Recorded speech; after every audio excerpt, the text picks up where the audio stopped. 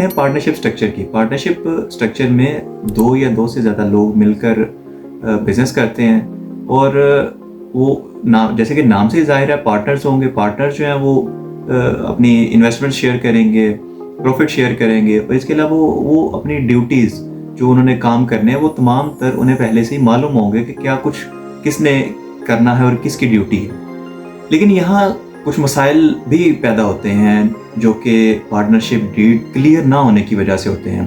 अगर हर किसी को अपनी राइट्स एंड ड्यूटीज़ का ना पता हो, उसको किस तरह हमने पार्टनरशिप को चलाना है वो ना पता हो, तो बहुत से मसाइल, डिस्प्यूट्स पैदा होते हैं। पाकिस्तान में अक्सर पार्टनरशिप डिस्प्यूट्स सिर्फ गलत प्लानिंग की वजह से कोर्ट्स में जाते हैं, अदालतों में जाते हैं। और याद रखें, एक पार्टनर की गलती दूसरे पार्टनर को भी अदालतों में घसीट सकती है। अब आते हैं सबसे प्रोफेशनल स्ट्रक्चर की तरफ, प्राइवेट लिमिटेड कंपनीज।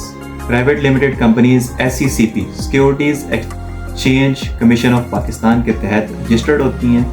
ये एक सेपरेट एंटिटी होती है, यानी कंपनीज बजाते खुद सेपरेट एंटिटी हैं और जो उसके वर्कर्स हैं या उसके जो ओनर्स हैं वो एक सेपरेट एंटिटी हैं। यानी कंपनी और ओनर दोनों सेपरेट, अलग-अलग एंटिटीज़ हैं, दोनों सेपरेट लोग हैं। यानी इस स्ट्रक्चर में अगर कंपनी को कोई नुकसान होता है तो वो पर्सनल लायबिलिटी नहीं होती, वो कंपनी का नुकसान है।